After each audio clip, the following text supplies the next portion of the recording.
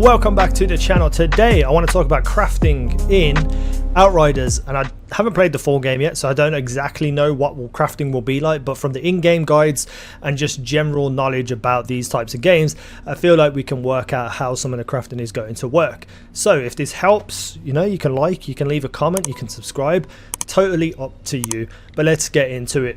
Now, first and foremost, the resources down here, you know, you can highlight them and you can see them. So scrap you get just from playing the game, basically, and these are used to buy stuff at vendors.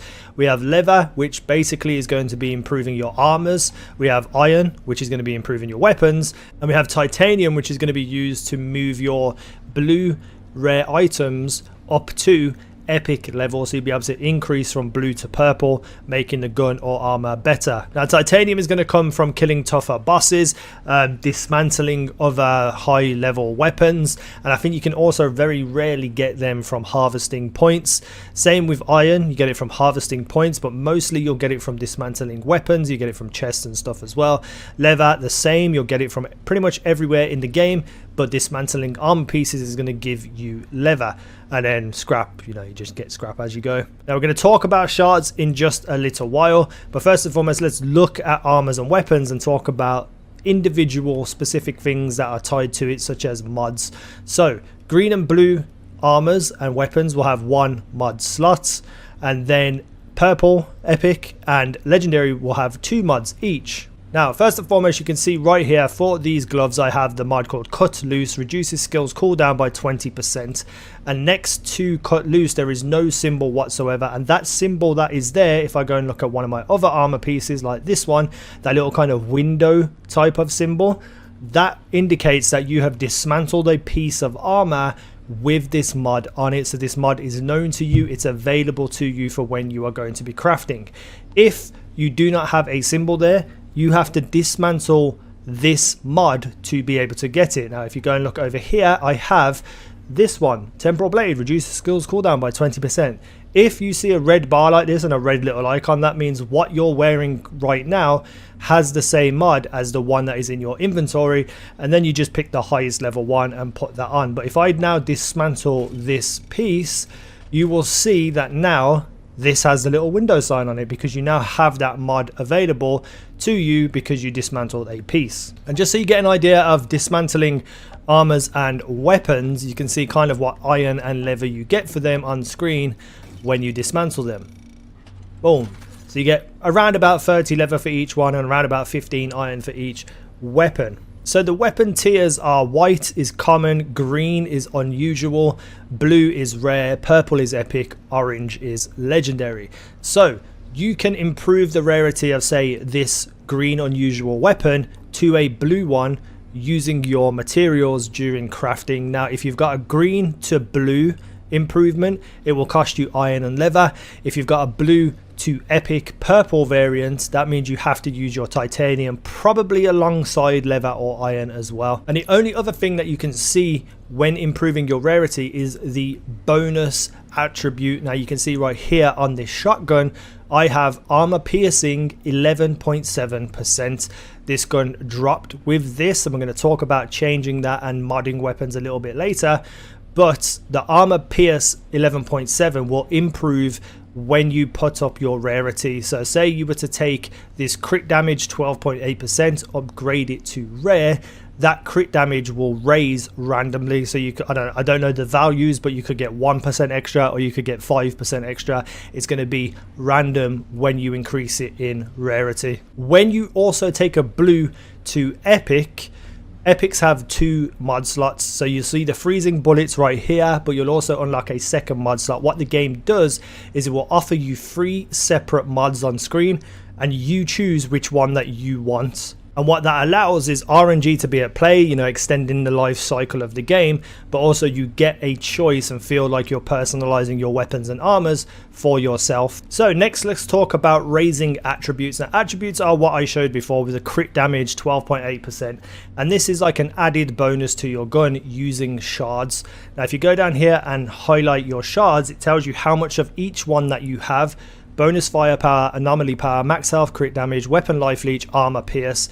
Now each weapon will have a different role on it, so you know, crit damage here, or we have armor piercing here, and then armors will have other things like max health. I think 3 of the bonus attributes are for armors and 3 of them are for weapons.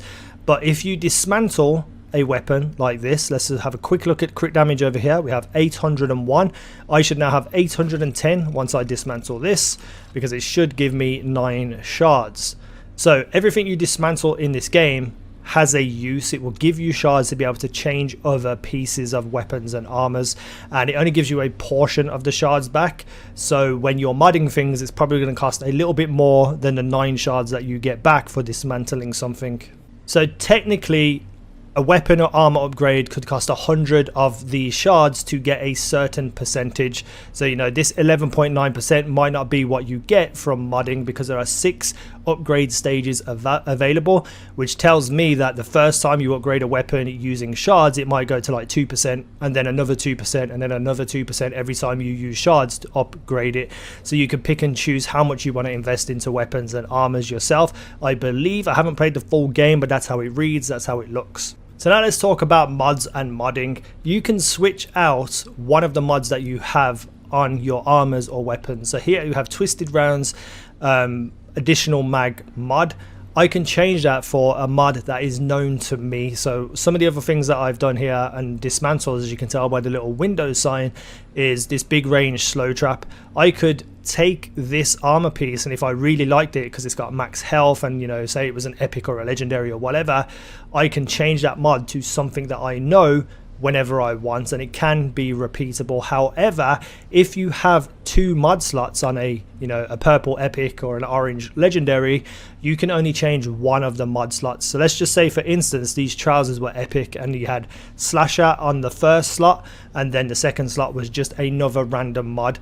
If I wanted to keep temporal blade, I would change the other mod, the random mod that we don't know.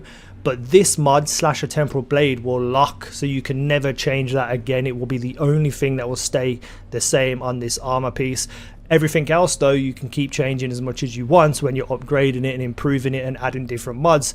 It's just that one slot will lock when you change another mod on a piece of epic or legendary armor or weapons. Also as well, mod effects don't stack. So if you have temporal blade, reducing the skill's cooldown by 20%, and you try to add another version of that mod onto these gloves, it's not going to stack. It will just take one of them, and then the other mod slot is completely wasted. What this allows you to do is create groups of armors and weapons with mods and builds that don't exist when weapons and armors drop in the game. You get to pick and choose and personalize what mods you have and what you want. So what this game also offers is swapping the weapon variants of your gun. So as you can see here, the submachine gun has 3 little bullet symbols, which means it's fully automatic. You can just keep firing it, etc, etc. Same with the LMG. You know, the shotgun here is, I mean, the double gun here also as well. And you can see that the shotgun here has a single bullet, which means it's single fire. You know, you have to take 1 shot at a time. And there is also a symbol with 2 bullets, which you find mostly on the long range weapons, which means it's a burst fire weapon. You can fire 3 shots at once, kind of like a pulse rifle from Destiny. And they all those little bullet symbols indicate how the weapon fires. But as you level up, you will unlock different weapon variants for different guns. So this SMG may be able to be used in burst fire, and you can swap the variant through crafting. So you can essentially change how your weapon works to however you want it to work. Now, it doesn't really indicate what it will cost to do this, but it does say on the in-game guides that the cost of this will be determined by the level of the weapon. So it's a level 9, it's going to cost a lot less than like a level 20 weapon.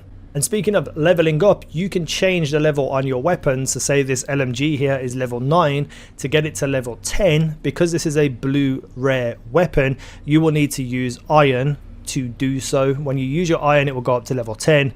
level 11, 12 and beyond. Same for armors as well, but you will use leather instead of the iron. Now if these weapons or armors are epic or legendary, you will be using titanium to push their level up. So endgame crafting and stuff is going to require a lot of titanium, which you get from, you know, killing harder bosses. So the cycle is just going to be going, doing missions, repeat missions, kill everything, get harder enemies, kill them, get titanium, craft weapons and armor to how you want them to be. What leveling up does is that you can see that this LMG has a firepower of 273, and that's just technically how much damage it does. That will increase as you put your level up, and on top of that, if you reach a certain level with a weapon or armor piece, the bonus attributes like armor piercing, max health on armors, there will be a secondary one or even potentially a third one, depending on how high your level is. The more bonus attributes you get. So end game, you know, if you want to just have a full tank build, you want to get 2 or 3 max healths on every single armor piece, so you do that by leveling it up, and then you can attach whatever mods you want to attach to it. If you want to change something to epic, you know, you need to use certain resources, and it's just like a never-ending crafting grind. But it seems really interesting, and I'm very, very excited to see where the game goes towards end game, because if you get perfectly modded out, perfectly, you know, all the kind of bonus attributes you want, levels you want, mods that you want, and then you also have your character skill tree, you could be putting out some incredible damage. It just seems like so much fun. I cannot wait. And that's everything I kind of understand about crafting. There might be some extra things that I don't know yet. There might be some things that I've slightly not really understood and maybe got it a tiny little bit wrong, but I trust my brain, and I really think that most of the stuff I've spoken about here is true about crafting. But crafting will be the true end game of this game, and I'm so excited for it. So if this helped you, again, hit the like button, comment, subscribe if you wish to. Totally up to you. Thank you for watching. I've been easynow. You guys have been awesome.